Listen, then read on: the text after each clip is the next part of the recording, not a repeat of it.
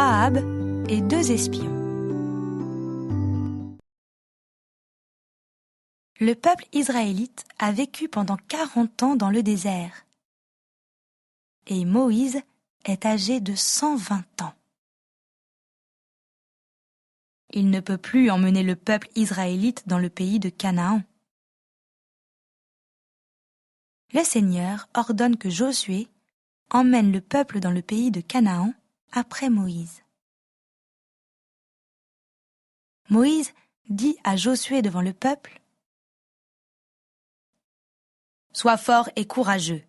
Désormais, c'est toi qui dois guider le peuple d'Israël pour entrer dans le pays que notre Seigneur nous a promis.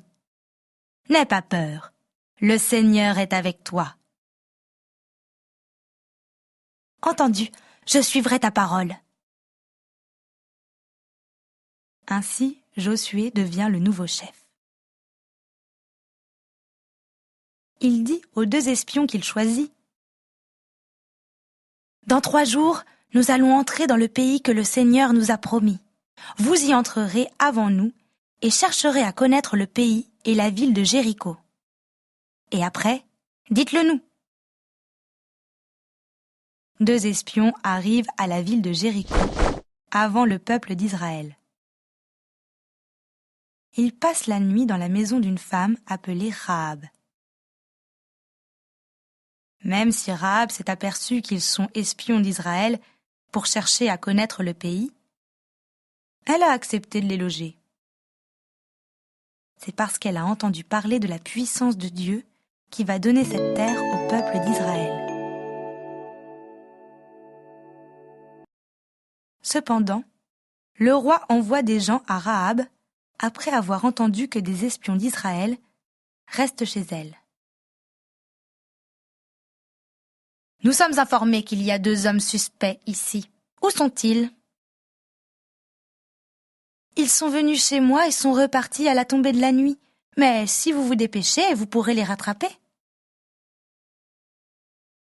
Après qu'elle a fait partir ces hommes, elle dit aux espions qui se cachent chez elle : «